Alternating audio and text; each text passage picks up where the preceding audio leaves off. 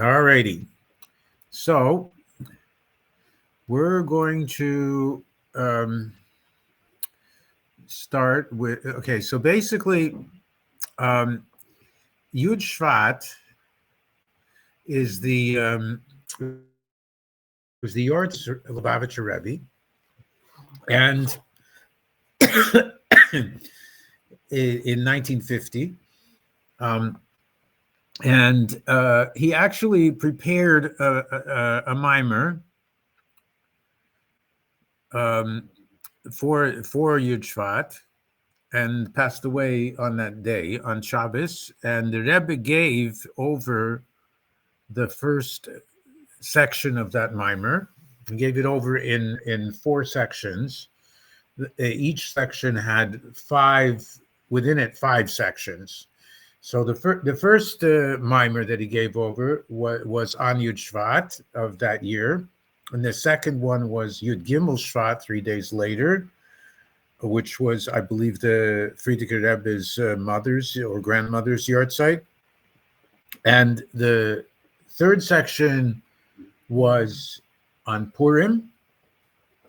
And the fourth section, final section, was on Beis Nissen, which was the yahrzeit of the Rebbe Rashab, the fifth Lubavitcher Rebbe. So altogether, it composes 20 different sections. And over the next 40 years, the Rebbe said over, it basically focused on one section, and said a mimer that went into depth on that one section. Now, what I'm looking at right now, what's on our screen right now, is the Rebbe's mimer from the year 1965, Tavshin Chaf Hey, which was the 15th section, the 15th year, and the Rebbe spoke about the 15th section.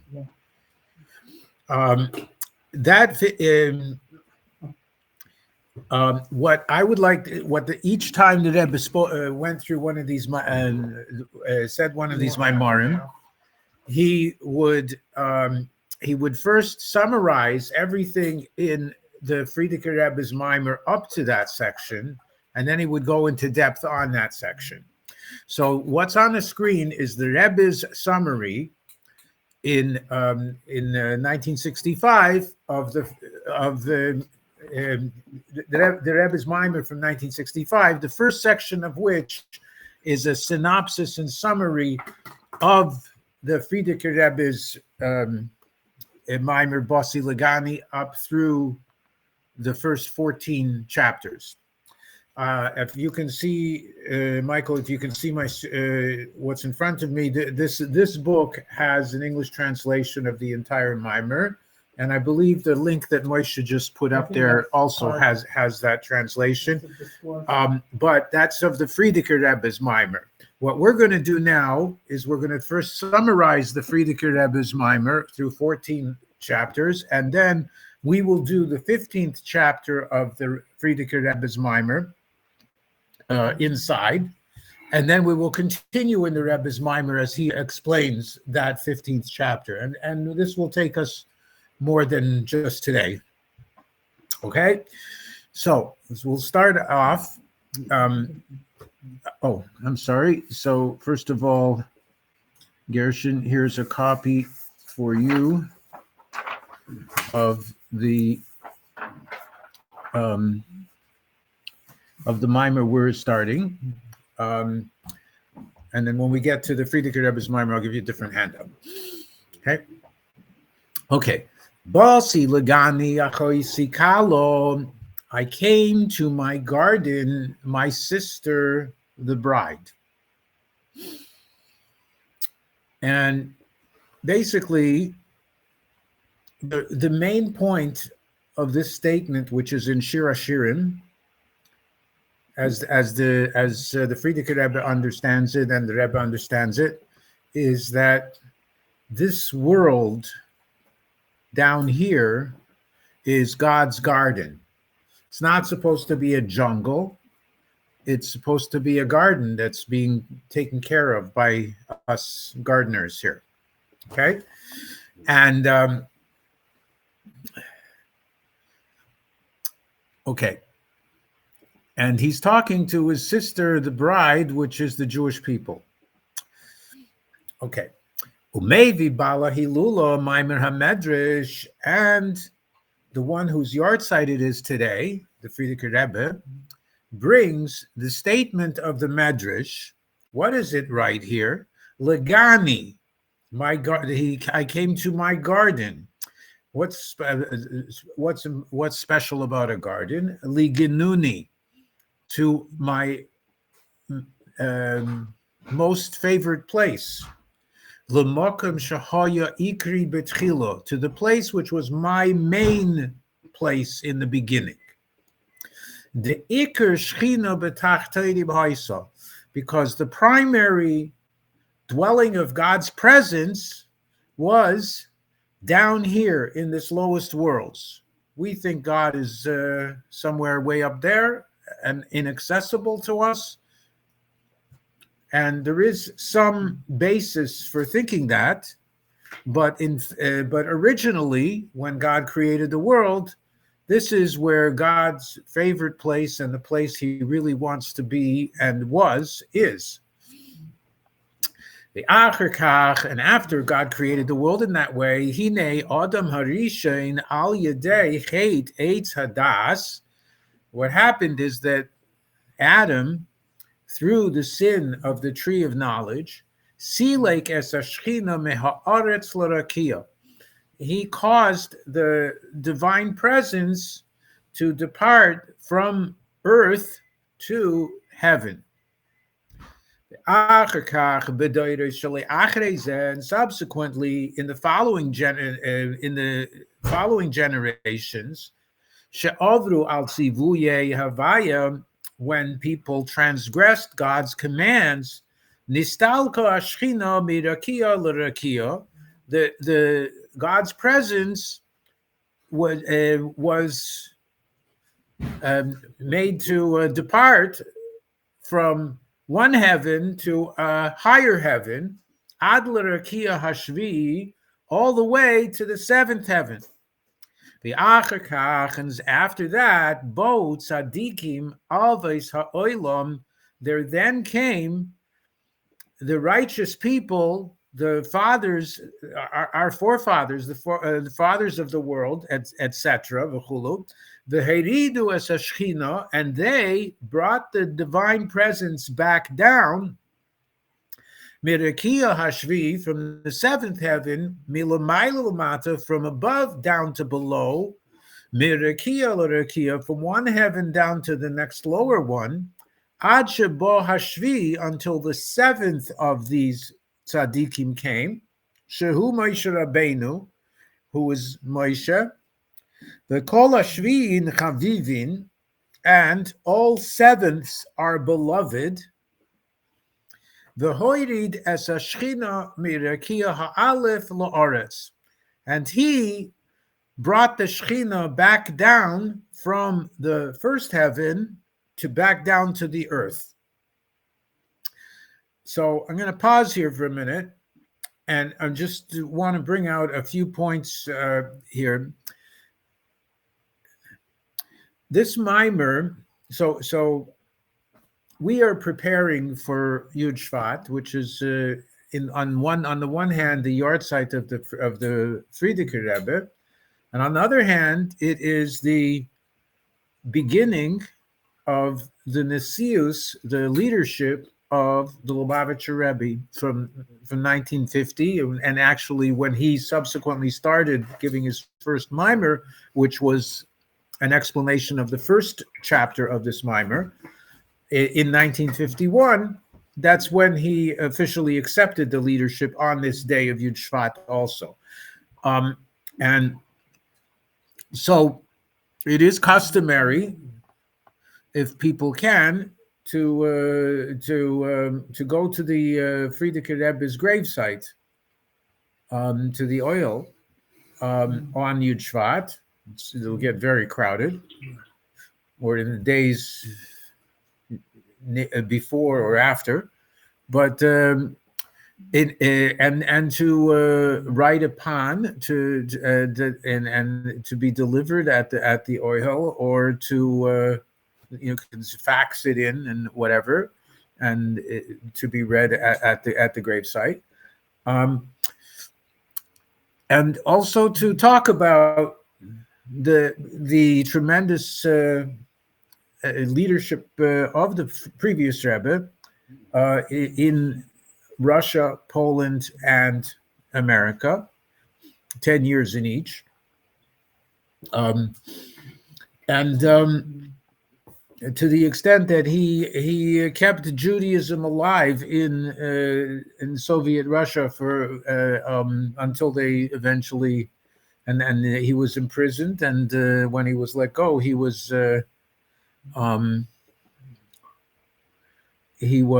basically what do you call it? Evicted. But it was an amazing thing that he survived that, and then when there was the Second World War, he was miraculously also able to come to America and settle in New York in I believe in 1940, and so his last 10 years he was led Lubavitch in New York. So interestingly, the Frierdiker Rebbe was the 6th Lubavitcher Rebbe, and part of what he stated is, which the Rebbe quotes here, is V'kol hashviin chavivin, all sevenths are beloved. Just like Moshe Rabbeinu was the 7th of the tzaddikim that was able to turn, with Avraham Avinu, turned back the eviction of the Shekhinah from of God's presence from this world, and started bringing it back down from the 7th heaven to the 6th, until eventually Moshe Rabbeinu brought it back down to the world with the giving of the Torah and the exodus from Egypt. So when the Frierdiker Rebbe put some hints in this mimer, when he stated this in his mimer, when he stated this statement about the statement of the Medrash, he says that it was in its it says in the Medrash, in its place. So the word "in its place" is also read "in his place," and in his place, in the Frierdiker Rebbe's place, who is the one that stated this statement in the Medrash that we just read? It says Omar Rabbi Menachem. So that he was, in case people had doubts, who the Frierdiker Rebbe wanted to be the next leader, the next Rebbe. He was hinting here that he wanted. He had 2 sons-in-law, no sons. That he wanted the son-in-law whose name was Menachem to be the leader, and basically, and he also was hoping, and stating that this is the generation that we are in now that brings back. We've been in exile for almost 2,000 years. That this generation is going to be the last generation of exile, this 7th generation, and the first generation of redemption. So all of this was, encoded in the Frierdiker Rebbe's statements in the Mimer, which the Rebbe hasn't explicitly brought them out here, but has summarized them very much. Anyway, what did these tzaddikim do? So we'll continue. V'zu hoyso hakavona. This was the divine intent. Shetia shchina b'mokom shehoya ikri b'tchila. That the divine presence should be in the place which was its primary place originally, meaning sheyachzer liyas ikar shchina b'tachtonim. That should come back. That the primary dwelling of God is in the lowest worlds. V'zeu ma shekosu vayishchinu lo ad oleho, and this is what the verse says when it says they will cause it to dwell forever on it. Shetzadikim, that righteous people, and who does that mean? Ve'amich kulam tzadikim, all the Jewish people are righteous. In yanam ve'avidosam hu, their function, their job is v'yishkinu lo ad oleho, that God's to make that God's presence, the divine consciousness, should be something which should be permeate the world down here forever. Which this means, this is the job of making a dwelling place for God down here. And how do we do that? V'zehu al yedei iskafia v'ishafcho sitra achra. This is through, iskafia is an Aramaic term that involves the word kafia, from that root, which means forcing. In other words, subduing, controlling. The sitra achra, which means the other side, opposite holiness. The ishafcho, and that means transforming. So first you have to control evil, and then you got to transform it. Shal yedei, that through that work that we do, istalik yikara de kuchabrichu bekulu almin. The glory of the Holy One, blessed be He, becomes elevated in all worlds. And this expression is a little strange, and the Rebbe translates this: "V'hainu yikara dekucha brichu shehu bekulhu almin b'shaveh." It's referring to that glory of Hashem that is equal in all worlds. U'be'oifen shel istalik, and that should be magnified. V'hu, and what is this talking about then? Gilui eir hasoivev kol almin. This is the revelation of that light which transcends all worlds, which surrounds not so much in a physical sense, but for example, when you say a concept is too deep for me, so you might say it went over my head. It doesn't fit in my head, okay? So that's something which the worlds cannot internalize, that kind of light, which that is actually present in the worlds. It's just doesn't fit in a way that it's perceived. Shehu b'chol ha'olam is b'shaveh. And it is present in the worlds in an equal way. Doesn't matter what kind of world, it's always there. And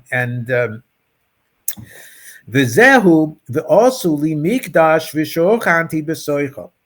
And this is the idea that they will make for me a mikdash, a holy place, v'shochanti b'soicham, and I will dwell. And it's an interesting expression. It doesn't say I will dwell in it, in that holy place, but I will dwell among them, within them. Biha mishkanu mikdash, I'll dwell in the holy place, in the sanctuary and the temple. Ubesoichom, and also in them, hu gamkein, and this is also like the saying of the sages, K'mayim Razal, B'soich kol echod ve'echod miYisrael. I will dwell within each and every single Jew. Asher inyanam hu shehem mashkinim. that they are the ones that they cause God to dwell. Ubeloshin haposuk vishknu lo ado leho, as the term in the verse, that they will cause to dwell forever on it. Shchinosoi lamato, cause what? God's presence to dwell down here in below. V'lochein b'mikdash u'mishkan, and therefore in the temple and in the sanctuary, asher inyonam hu lasois v'shochanti. Michael, if you're, I don't know, basically when we use the term Mishkan, we are referring to the sanctuary, the portable sanctuary that I know. Was through the travels in the wilderness, and the Mikdash is referring to the temple in Jerusalem. Yeah. Okay.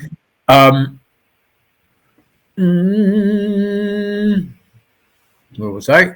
And what's the point of the temple and the sanctuary? It's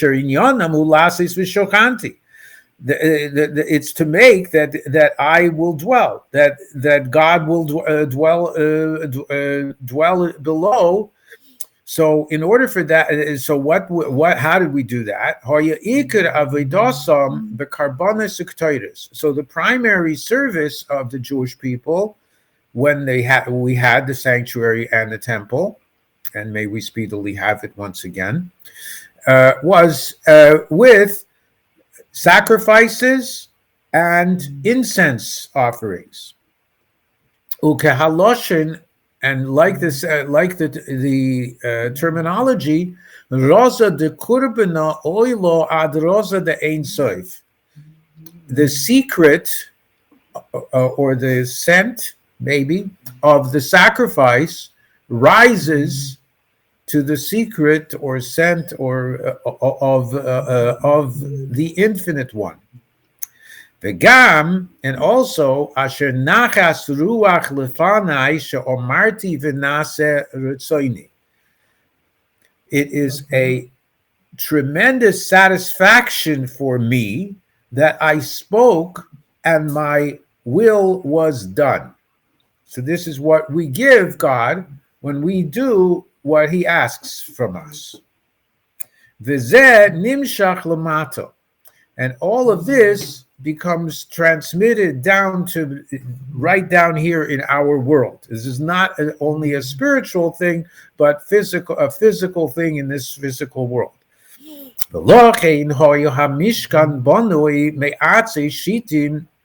And therefore, the sanctuary was built from a special kind of wood called acacia wood.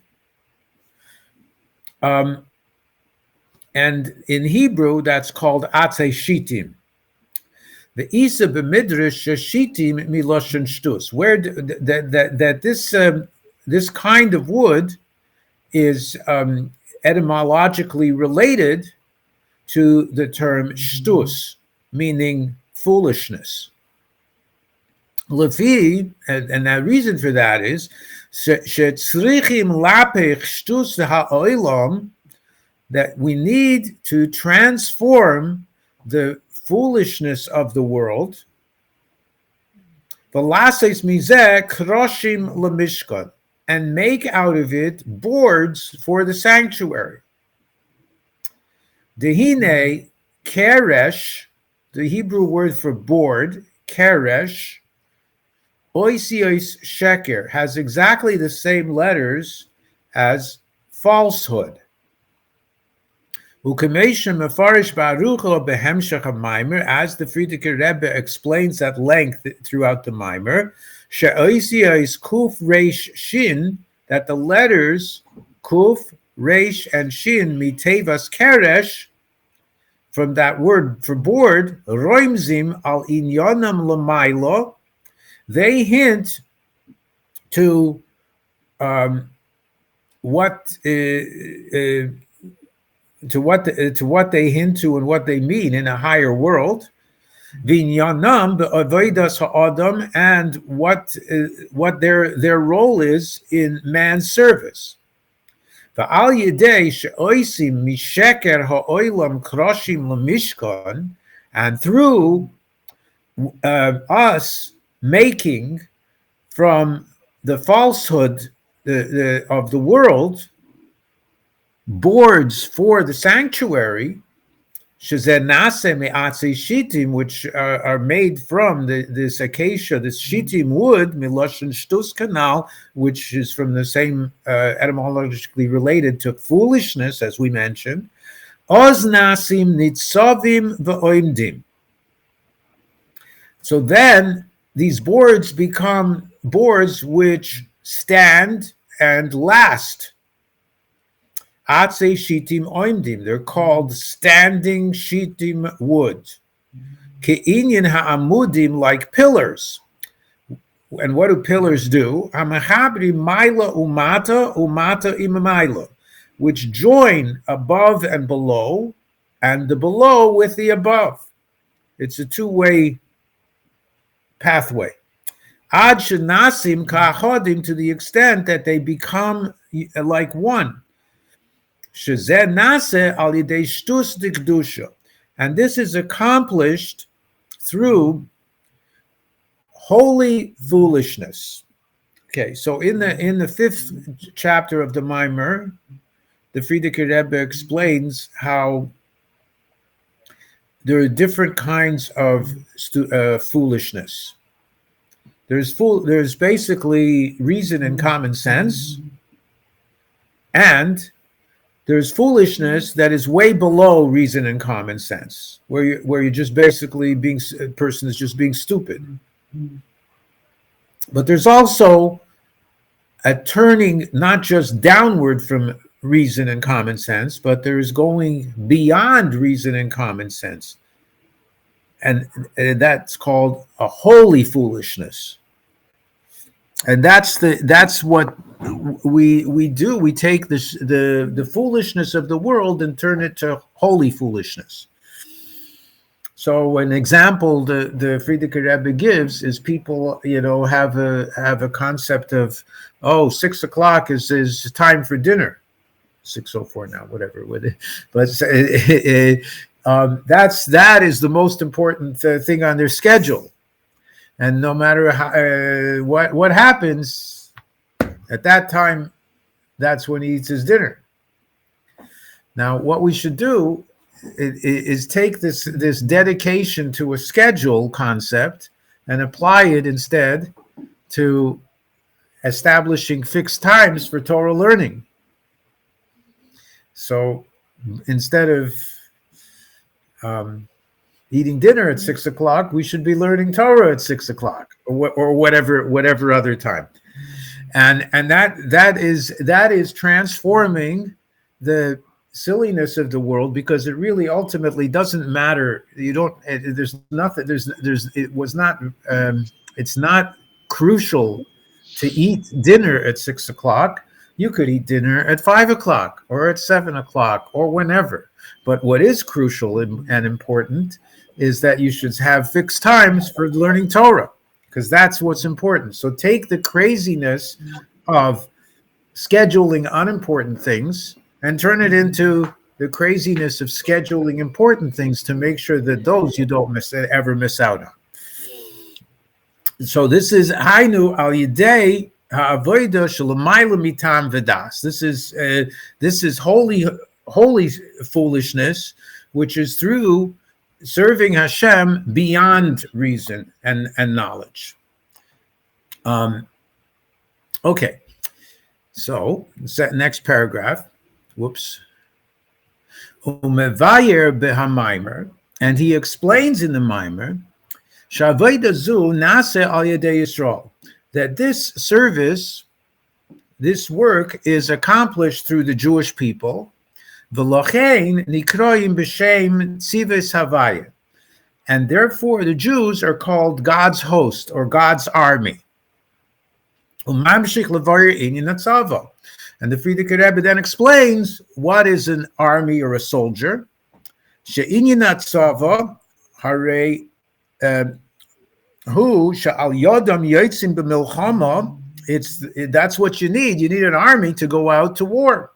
L'natseach hamilchama, in order to win the war. Harei royim lemato b'malchus da'aro she'inyan hanitzach negea lamelech b'yoser u'b'yoser. And if you ever saw kings or dictators or governments down here in this world, how they become dedicated to winning a war, it matters very much to them. To such an extent, shafilu ha'oitzer she'otzru avoisov v'oitzer gamhu. If you had a king down here, the treasures that his ancestors locked away had accumulated over many generations, and he too accumulated whatever the most valuable treasures he has. Shehem yikarim kol kach, they are so precious and valuable at she'ein mari moisam, that they are not shown afilu. I think that there is a word missing here or something. That they don't show them to anybody. Maybe one or two people in a generation or something like that. But they're just the most precious things. They're locked away. So for sure they don't give them away to anybody. But nonetheless, b'shvil nitzachin milchama, for the sake of winning the war, he opens up his treasure house, and distributes in a way of bizbuz, almost like indiscriminately. He disperses all these treasures. And he gives out these treasures al yedei pekidei achayil, by means of the officers of the army, la'anshei hatzava, to the men of the army, to the soldiers, who are tzives havaya, who are God's army, God's hosts. And he does that kidei l'natseach b'milchama, in order to win the war. Ukidei levayer inyan ha'oitzer l'maylo, and in order to explain what is this concept of treasure up above, that how does this relate to us? Makdim mashakasu b'zoyar b'tikunei zoyar. He first prefaces what's written in the Zoyar and the Tikunei Zoyar. The oir ein soif hu l'maylo adein kates hu l'mato adein tachlis. That the light of the Infinite One goes high to no end, to no limit, and also comes down with no ceasing, no end. Umesayim, we're going to the next page. Masha al yedei ha'inyan shel helim achar helim, that, wait a minute, am I getting the right page? That through the concealment after concealment, that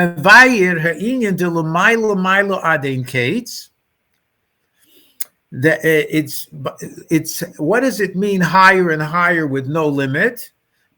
Has to do with concealment after concealment.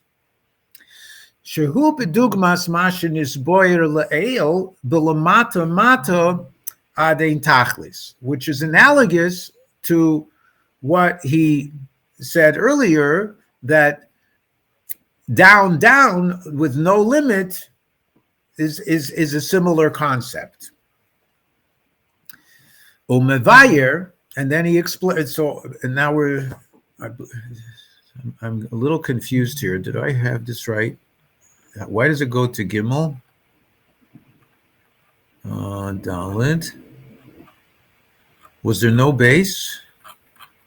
Yeah, there's a base. Where's the base? The Ata Maschil Lava Air in the Mila Ad in Kates. Oh, so one second. So my document here. Let me see. Did I mess up here? Mine goes to Gimel for some reason. Yeah. Where's my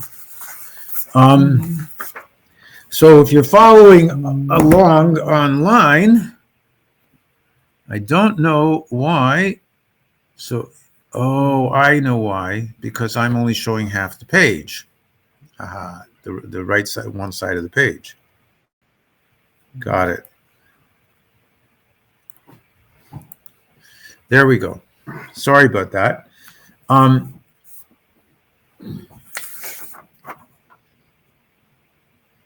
Okay, so what we just said was ad ein tachlis u'mesayim achar kach b'hemshech, and he concludes afterwards in the continuation sha'inyan delamaylo ad ein kates hu inyan ha'oitzer, that how high, up to no limit, that is the idea of the treasure house. And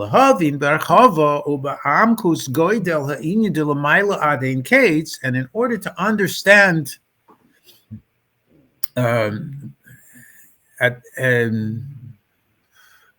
well and in depth how great is this business of up high with no limit, which this is the idea of the oitzar, the treasure house, mevayer beprokim akoidmim.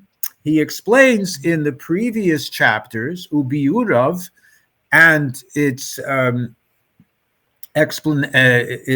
explanation, Goydela inyan de lamato adein tachlis. The how great is down with no limit. Shehu ha'inyan de oir ein soif k'moshe mispashet lamato, which this is God's infinite light as it spreads down below. The adl ein tachlis, with no bottom, with no limit. Ubeoifen, and in such a way, shebekol mokim shehu, that in whatever place there might be, ad be'amata mata, the lowest possible place, hu beoifen shel oir ein soif. The God's infinite light is there, and is completely there. From this, it should be understood how great is this concept, that God is here in the lowest thing you can think of. God is there. Up to here is the summary of the first 14 chapters. Okay, so now he's going to explain the 15th chapter. Before he goes into depth on the 15th chapter, I want to take the 15th chapter itself, which is the other document that I have. And for those who are here, here we go. What is it on both sides of that? 1 second. Do we have, no, here. Okay. So these two. And we also have it, you have it online in English. I also have it here in English. And here, this is on both sides. And here it is in English. And those who are following online, I have the English also in this document after the Hebrew. I'll go through it in the Hebrew, and you can later if you want to. Oh, I'm sorry, Michael, you're not getting it. Okay. No, okay. I can hear them. I'm sorry, I didn't see that till now. No, sorry about it. Okay, it's all right.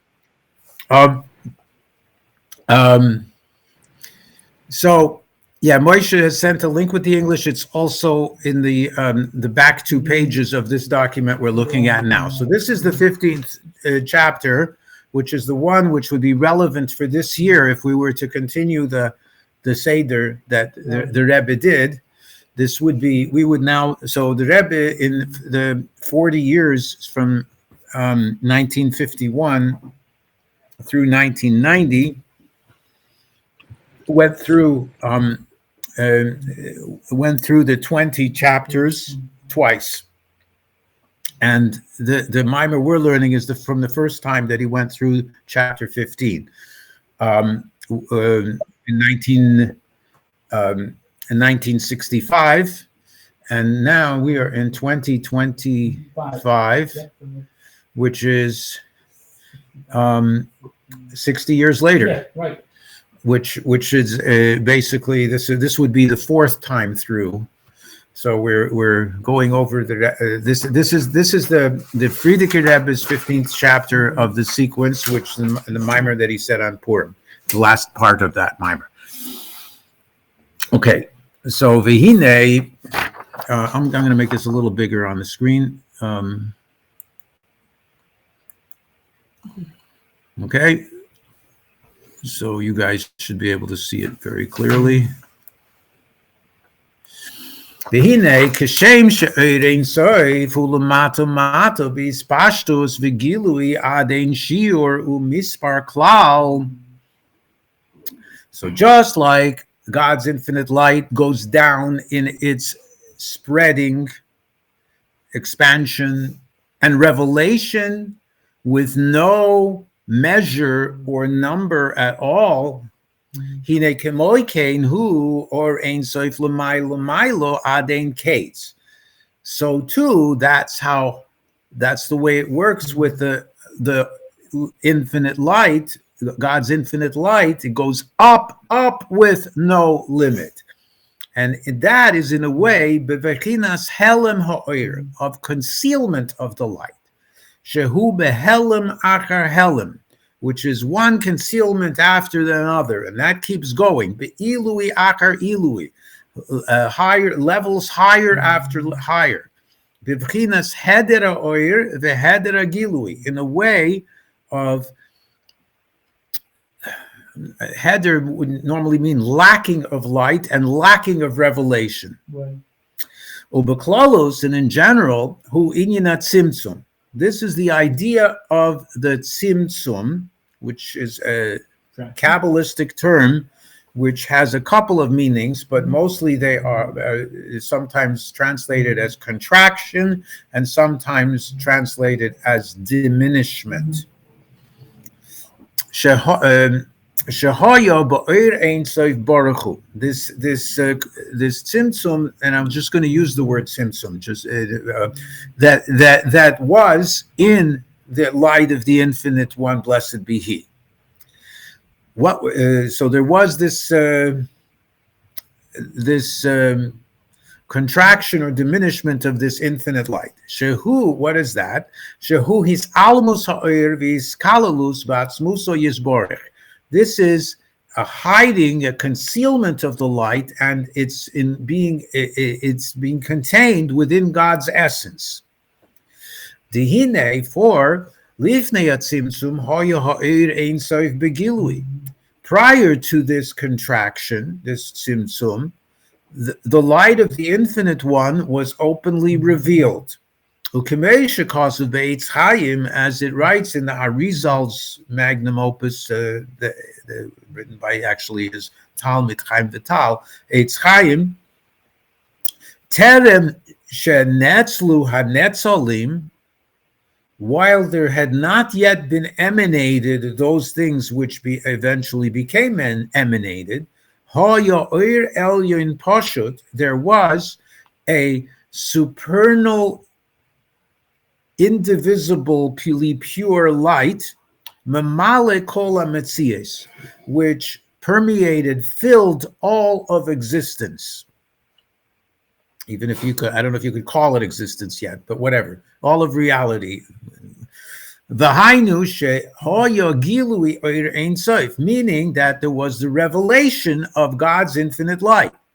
Peirush, what does that mean? Demasha hoya nirgash b'pshitus hu oir ein soif. That what would be perceived in a simple sense, the only thing you would perceive would be God's light. Aval bechinas hametzius v'hayeshus lo hoya nirgash klal. However,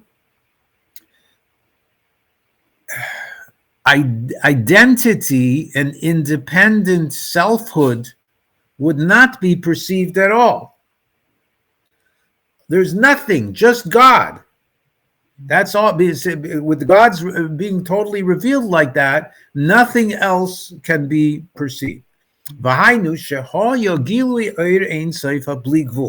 Meaning there was a revelation of the infinite light of Hashem, which it has no limitations.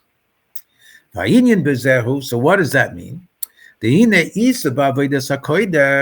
So it writes in a sefer called Avodas HaKodesh, and I forget who wrote that sefer, but it's a famous Kabbalist. Let's see if he says in the note down below. Part 1, the beginning of chapter 8. Oh, it just gives you a source? It doesn't say who it is. Okay. Ha'ein Sof Baruch Hu Kishem sheyesh lo koyach bebilti bal gvul k'moin kein yesh lo koyach b'gvul. That the infinite one, blessed be he, just as he has a power of that which is infinite, which is unlimited, unlimitable, he also has a power in limitation, in finite. Just as God is infinite, he's also finite. Because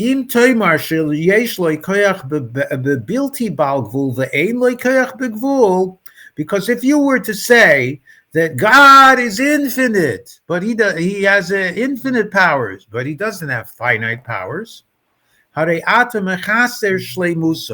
then you would be stating a lack about God's perfection. You can't limit God to only infinity. That is taking away from God's wholeness. The Ein Sof Hu Shlei Musa Dekoilo, and he, the infinite one, is the most perfect of everything. He's not lacking anything, so you can't make a negative statement about God. Uperish the Shleimus Ein Sof Hu Koilel Bli Gvul Ugvul, and this means basically that God's perfection is something which includes both infinite and finite. V'lifnei hatzimtzum hoya gilui ha'ein sof habligvul. Before the tzimtzum, there was the revelation of the infinite light of God. V'koyach hagvul shebe'ein sof hoya behelam. But the limiting power, the limitation, the finiteness of God,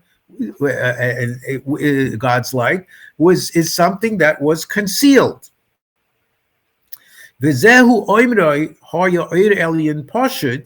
this is what he means when he says there was a simple, lofty, an indivisible, lofty light, shehu oirein sof habligvul, which is the infinite light of God, mamale kol makam hamatzios, filling all space of existence. Shehaya nirgash rak bechinas ein sof habligvul, meaning that only God's infinity was perceivable.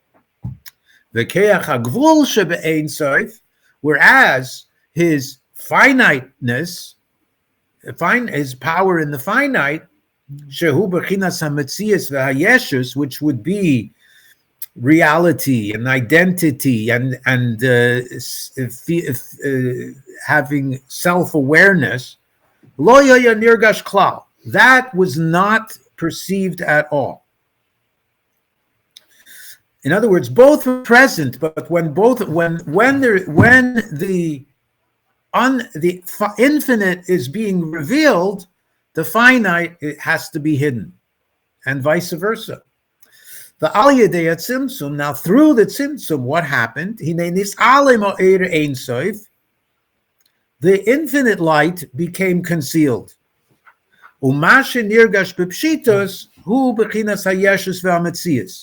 And what is now becomes perceived in to our simple senses is only self-awareness and physical reality, identities, differences in things. The oir ein soif harei einay nirgash, whereas God's infinite light is not perceived. The hagam de esa shomayim v'esa aretz ani mole, that even though the heavens and the earth I fill, v'hatzimtzum hu rak legabeinu, and this tzimtzum, this hiding, this diminishment, or this contraction, is only something which affects only us. Aval legabe yisborech harei tzimtzum eina master klal. But for God Himself, the contraction, this tzimtzum doesn't hide. He doesn't hide from Himself at all. Umeir la'achar tzimtzum k'moi koidem tzimtzum, and He shines after the tzimtzum just like He did before the tzimtzum. Ukemaimer atahu koidem shenivra ha'olam ve'atahu le'achar shenivra ha'olam. Like we say in davening, that you are He before the world was created, and you are He after the world was created. There's been no change to you, God. Bashva Gemura, total equality before and after. The Ein Tzimtzum Master Klal. And this contraction does not conceal, does not hide Him from Himself at all. I'm going to give a very simple halachic example to this. Are you allowed to say, should you have your head covered when you say a bracha? Absolutely. Because you say Hashem's name. Right. So basically, you put on a yarmulke, and it says if actually the person should not walk 6 feet daladames without his head covered, right? Is that included in the house, by the way? Or is Yeah. That is, okay. Is God in your house just like He is outside? I believe so, yeah. Yeah. Okay. So, what is now?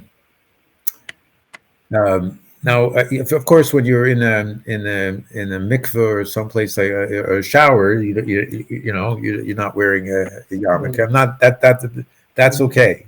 Okay, but what if I place like my yarmulke to the side, like as I'm sleeping, because it always falls off anyways?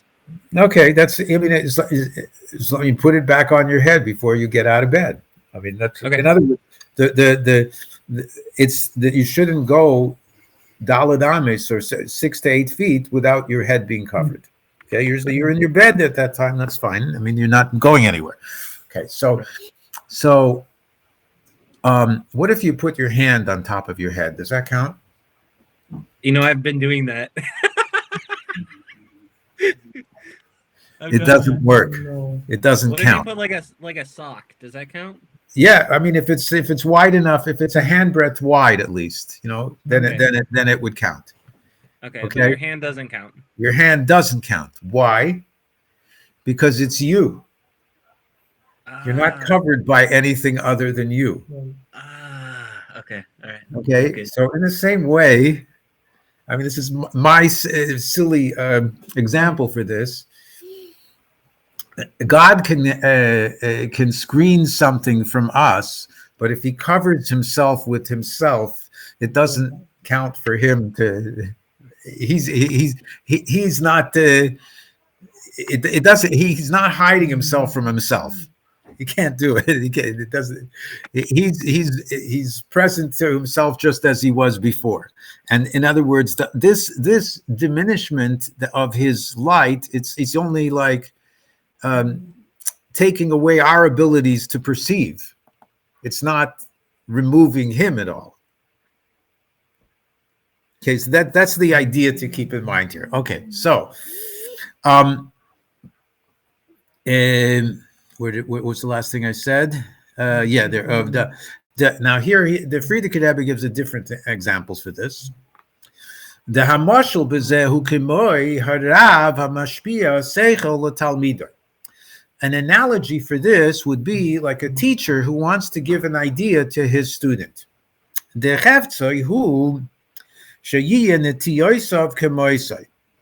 that the teacher wants